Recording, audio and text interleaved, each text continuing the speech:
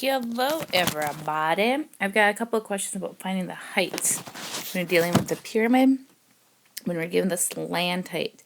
One thing you have to make sure to remember is that when you're dealing with the height is from the tip of the pyramid or the cone all the way to the center of the base. And with the height and the slant height and half the side length creates this 90-degree right triangle. So first we have to figure out what the height is. So in that right triangle, we would have h squared plus, now this is only half the side length. So if this whole thing is 24, that means half the side length would be 12. So plus 12 squared is equal to 25 squared. One thing when you're doing this, I would keep your answer if it's not a perfect square. So if I do 20, I'm going to have to subtract my 12 squared. So 25 squared minus 12 squared, I get 481.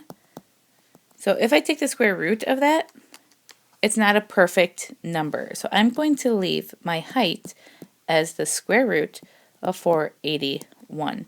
And hopefully that will help me with the software, because I know that the software can be very touchy. So now I actually plug it into my formula. So the volume is 1/3 the length times width times height. So in this case it's 1/3 times my height is the square root of 431 times my length, which is 24, and my width, which is 24. Again, these are the length and the width of the base. And if I did that, I'll get 4,210, and then I get this long decimal. So it always depends on what you're actually rounding to. So if I say to the nearest tenth, that would round to 9. If I said to the nearest 4 decimal spots, that would say the 7. So I'm going to say 4,210.9 millimeters cubed.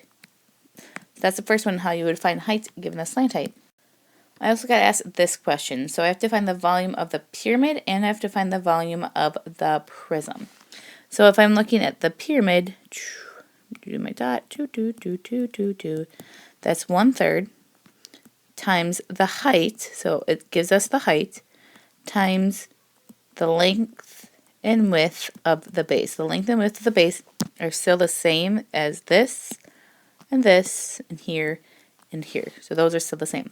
I'm going to have to add the volume of the prism, which is 24 times 24, and the height of the prism is 14.